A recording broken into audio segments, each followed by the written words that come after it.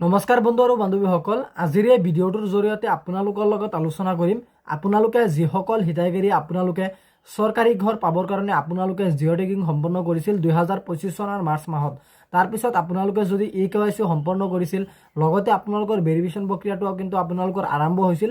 সেই সময়ত আপোনালোকে যিসকল হিতাধিকাৰী আপোনালোকে ভেৰিফিকেশ্যন প্ৰক্ৰিয়াটো আপোনালোকে কমপ্লিট কৰিছিল, যিটো নেকি আপোনালোকৰ পুৰণা ঘৰৰ ফটোখন মাৰি লৈ গৈছিল, আপুনি কোনটো ঘৰত থাকি আছে সেইটো ঘৰৰ ফটো মাৰি লৈ গৈছিল আৰু আপোনালোকৰ ঘৰতে থাকি জিঅ' টেগ কৰিছিল। তো সেইসকলে কিন্তু আপোনালোকে ভেৰিফিকেশ্যন প্ৰক্ৰিয়াটো কিছুমানে আপোনালোকে কমপ্লিট কৰিব পাৰিছিল আৰু আন কিছুমানে আপোনালোকে কমপ্লিট কৰিব নোৱাৰিলে। গতিকে এতিয়া প্ৰধান কথাটো হৈছে যে আপোনালোকে যিসকল হিতাধিকাৰী আপোনালোকে ভেৰিফিকেশ্যন প্ৰক্ৰিয়াটো আপোনালোকে কমপ্লিট কৰিছিলে, তো আপোনালোকৰ কাৰণে কিন্তু এটা ভাল খবৰ, আপোনালোকে কিন্তু ইতিমধ্যে আপোনালোকে 1 মাহ বা 2 মাহৰ ভিতৰতে আপোনালোকে চৰকাৰী ঘৰৰ জিঅ' টেগিং যিসকল হিতাধিকাৰী আপোনালোকে সম্পন্ন কৰিছিল, তো সেইসকলে কিন্তু আপোনালোকে জিঅ' টেগ ঘৰখন লাভ কৰিবলৈ সক্ষম হ'ব। এতিয়া চাগে আপোনালোকৰ মনত এটাই প্ৰশ্ন যে আমি জিঅ' টেগ ঘৰখন কেতিয়া লাভ কৰিব পাৰিম, কিন্তু সেই সময়টো কিন্তু এতিয়ালৈকে চৰকাৰৰ ফালৰ পৰা নিৰ্দিষ্ট কৰি দিয়া নাই। আমুক দিন দিম এনেকৈ কৈ কিন্তু বহুতেই আপোনালোকে নিশ্চয় গমেই পাইছে যে মুখ্যমন্ত্ৰী 2বাৰ নে 3বাৰেই কৈছিলে যে বহুতসকলক দিব বুলি। সেইকাৰণে মই ভিডিঅ' আপোনালোকক বনাই দেখুৱাই দিওঁ। আৰু যিসকল হিতাধিকাৰী আপোনালোকে ভেৰিফিকেশ্যন প্ৰক্ৰিয়াটো আপোনালোকে কমপ্লিট কৰিছিলে, তো আপোনালোকে জিঅ' টেগ ঘৰখন আপোনালোকে অতি সোনকালে লাভ কৰিব পাৰিব। আৰু যিসকলে আপোনালোকে ভেৰিফিকেশ্যন প্ৰক্ৰিয়াটো আপোনালোকে কমপ্লিট কৰিব পৰা নাই, তো সেইসকলে অলপ কিছুদিন পিছতে লাভ কৰিব পাৰিব। গতিকে আজিৰ এই ভিডিঅ'টোৰ জৰিয়তে আপোনালোকক দেখুৱাই দিম যে আপোনালোকে জিঅ' টেগ ঘৰখন কিমান টকা বাজেটৰ ঘৰ লাভ কৰিব পাৰিব, আপোনালোকৰ প্ৰথম কিস্তি, দ্বিতীয় কিস্তি, তৃতীয় কিস্তি কিমান টকা হ'ব। আৰু আপোনালোকে এটা কথা লক্ষ্য কৰিব যে আপোনালোকে জিঅ' টেগ ঘৰৰ কাৰণে আপোনালোকে যিমান টকাই আপোনালোকে নাপাওক কিয়, যদি আপোনালোকে 2 লাখ টকাৰ ঘৰ পায়, লগতে কিন্তু আপোনালোকে লেবাৰ মিস্ত্ৰীৰ খৰচাৰ বাবে আপোনালোকে 30,000কৈ টকা এক্সট্ৰাকৈ আপোনালোকে সেইটো আপোনালোকৰ জব কাৰ্ডত সেই পইচাখন আপোনালোকে লাভ কৰিব পাৰিব।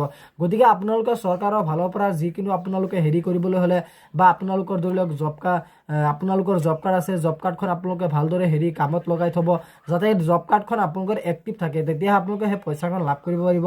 আৰু জব কাৰ্ড থাকিলেহে আপোনালোকে সেই পইচাখন PMAYG অৰ্থাৎ প্ৰধানমন্ত্ৰী আৱাস যোজনা গ্ৰামীণৰ আপোনালোকে সেই ঘৰকেইটা লাভ কৰিবলৈ সক্ষম হ'ব। আৰু যদি আপোনালোকৰ এইটো ডিএক্টিভ থাকে বা আপোনালোকৰ EKYC কমপ্লিট কৰা নাথাকে জব কাৰ্ডত, তেনেকুৱা ক্ষেত্ৰত কিন্তু আপোনালোকে জিঅ' টেগ ঘৰৰ যিটো পইচা আছে, পইচাটো আপোনালোকে লাভ কৰিব নোৱাৰিব। আৰু চৰকাৰৰ ফালৰ পৰা যিকোনো ধৰণৰ পইচা আহে, সেইটো পইচাটো কিন্তু আপোনালোকৰ DBTৰ মাধ্যমেৰে আপোনালোকৰ বেংকৰ একাউণ্টত ট্ৰান্সফাৰ কৰা হয়, অৰ্থাৎ আপোনালোকৰ আধাৰ কাৰ্ডৰ মাধ্যমেৰে অৰ্থাৎ DBTৰ মাধ্যমেৰে আপোনালোকৰ সেই পইচাটো ট্ৰান্সফাৰ কৰা হয়।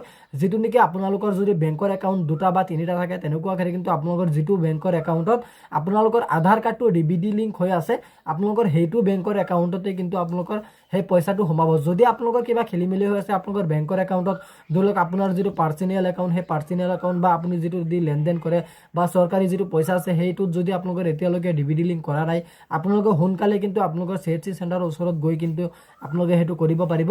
বা আপোনালোকৰ ওচৰৰ বজাৰ থাকিলেও কিন্তু আপোনালোকে কম্পিউটাৰ ঘৰত গৈ আপোনালোকে সেই কামখিনি কৰিব পাৰিব। যদি আপোনালোকৰ চৰকাৰৰ তৰফৰ পৰা যদি আপোনালোকৰ 2 লাখ টকা বাজেটৰ আপোনালোকৰ ঘৰখন দিয়ে, তেতিয়া কিন্তু আপোনালোকে প্ৰথম কিস্তি টকা 47,500 টকা আপোনালোকে লাভ কৰিবলৈ সক্ষম হ'ব। আৰু যদি আপোনালোকৰ 3 লাখ টকা দিয়ে, তেনেকুৱা ক্ষেত্ৰত কিন্তু আপোনালোকৰ 58,500 টকা আপোনালোকে প্ৰথম কিস্তি টকা আপোনালোকে লাভ কৰিবলৈ সক্ষম হ'ব।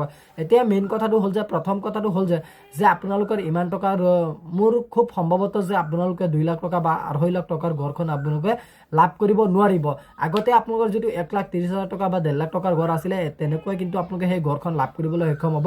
আৰু সেই ঘৰে যদি আপোনালোকে লাভ কৰে, তেনেকুৱা ক্ষেত্ৰত কিন্তু আপোনালোকে 32,500 টকাৰ পৰা আপোনালোকে 48,500 টকালৈ শেষৰ কিস্তি সেই পইচাখিনিও কিন্তু আপোনালোকে লাভ কৰিবলৈ সক্ষম হ'ব। আৰু বহুতে কমেণ্ট কৰি সুধি আছে যে মেছেজ কৰি সুধি আছে যে দাদা আমি পুৰণি ঘৰৰ হিতাধিকাৰী হয়, আমি এটা কিস্তি বা 2টা কিস্তি আপুনি লাভ কৰিব পাৰিছিলোঁ, ইয়াৰ মাজতে নিৰ্বাচনৰ কাজ আপিল, তাৰপিছত সেই পইচাটো আপোনাৰ বন্ধ হৈ গ'ল, আমি কিন্তু ফটো মাৰি দি দিছোঁ। এতিয়া আপোনালোকৰ এটাই প্ৰব্লেম যে আপোনালোকৰ চৰকাৰৰ কিন্তু আপোনালোকৰ সকলোৱে আজি জ্ঞাত যে মুখ্যমন্ত্ৰী ডক্টৰ হিমন্ত বিশ্ব শৰ্মাই আজি শপত গ্ৰহণ কাৰ্যটো আৰম্ভ কৰিবলৈ সক্ষম হৈছে বা আজি শপত গ্ৰহণটো কৰিছে। 12 এপ্ৰিল তাৰিখে শপত গ্ৰহণ কৰিছে।